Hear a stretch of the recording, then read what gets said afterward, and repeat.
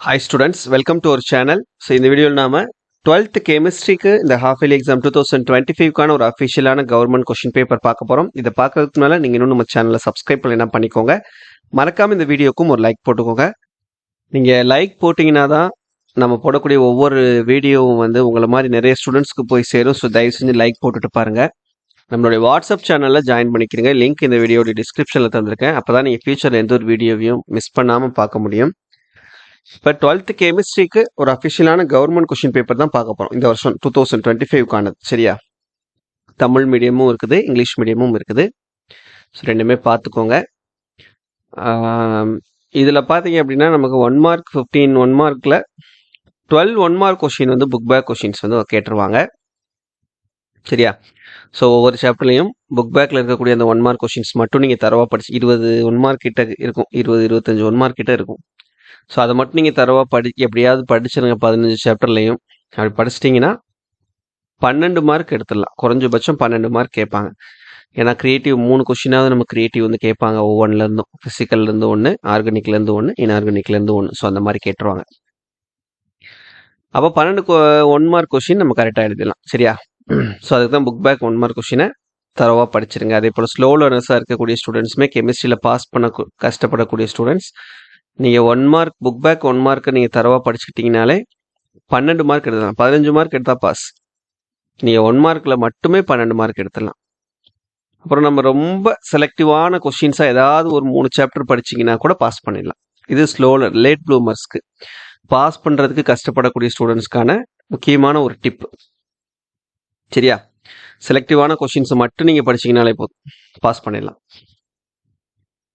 அடுத்து 2 mark questions இப்போ பார்க்கலாம் என்னென்ன கொஸ்டின்ஸ் கேட்டிருக்காங்க அப்படின்றது. இது எல்லாமே நம்ம எக்ஸ்பெக்டட் கொஸ்டின்ஸ் தான். சரியா? Which type of ores can be concentrated by froth filtration method, give 2 examples for such ores. அப்புறம் uses of silicones expected question தான். அப்புறம் 4 நியூட்ரல் லெகன்ஸ், இது அந்த அளவுக்கு எப்பயாவது கேட்கக்கூடியதான். அப்புறம் number of atoms in FCC unit cell, இது.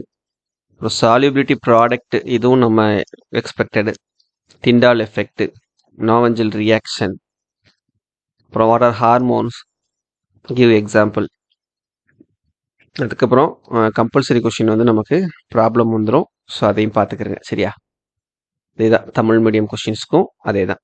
எவ்வகை தாதுக்கள் அடர்ப்பிக்க நுரைமிதப்பு முறை ஏற்றது, அத்தகைய தாதுக்களுக்கு இரு எடுத்துக்காட்டுகள் தருக. சிலிக்கோன்களின் பயன்கள், நடுநிலை ஈனிகள் 4 பெயர்களை தருக. அப்புறம் எஃப்சிசி அலகு கூட்டில் காணப்படும் அணுக்களின் எண்ணிக்கையினை கணக்கிடுக. கரைதிறன் பெருக்கம், டிண்டால் எஃபெக்ட், நோவஞ்சல் வினை, ஹார்மோன்கள். அப்புறம் இது கம்பல்சரி ப்ராப்ளம்.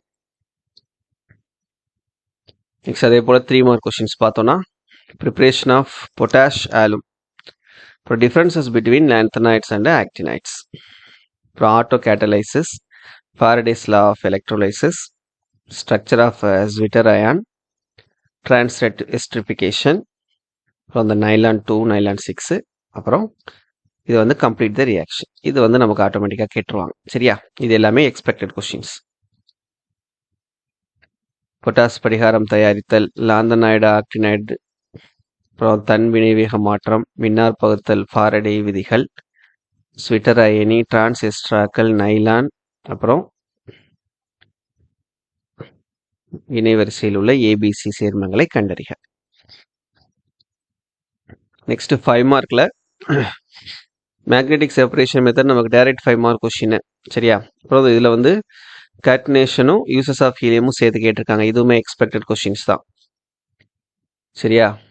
34 காந்த பிரிப்பு முறை, அதுவும் சங்கிலி தொடராக்கம் என்றால் என்ன, கார்பனி சங்க தொடராக்க பணிப்பை பற்றி குறிப்பிடுக. அப்புறம் ஹீலியத்தின் பயன்கள். 35 allotropes of phosphorus interhalogen compounds, ரெண்டுமே எக்ஸ்பெக்டட் தான். VB theory most expected, direct 5 mark question.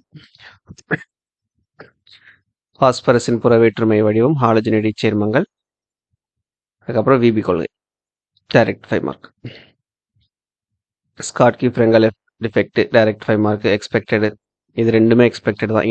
Integrated rate law of zero ரியாக்ஷனும் வாட்டர் லயோஃபிலிக் காலைட்ஸ், இதுவும் ஸ்காட்கி ஃப்ரெங்கல். அப்புறம் இந்த ரெண்டும் அப்புறம் ஆஸ்வால்ட் டைல்யூஷனில் டைரக்ட் 5 மார்க் கொஸ்டின் எக்ஸ்பெக்டட். அப்புறம் இது வந்து நமக்கு naming Gabriel phthalate synthesis food preservatives give 2 examples. Direct 5 mark எல்லாமே நம்ம எக்ஸ்பெக்டட் கொஸ்டின்ஸ் நம்ம கொடுத்துருக்கோம் நம்ம சேனலில், சரியா? ஸோ அதனால பிரச்சனையே கிடையாது, அது எல்லாமே நம்ம கொடுத்ததுலேருந்து தான் வரும். அப்புறம் ரோஸ்மண்ட் ரியாக்ஷன், பொப்பப்ஸ் ரூலு, அப்புறம் ஒன்று வந்து நமக்கு இது கேட்டிருக்காங்க. இது ரெண்டுமே நம்ம கொடுத்தது தான், சரியா? ஸோ அந்த ரிப்பீட்டட் கொஷின்ஸ்க்கு ரொம்ப முக்கியத்துவம் கொடுத்து நீங்கள் படிக்கணும். இம்பார்ட்டன்ஸ் கொடுத்து படிச்சிங்கன்னா அதுலேருந்து தான் நமக்கு எல்லா கொஷின்ஸுமே கேட்பாங்க, சரியா? Okay, thank you.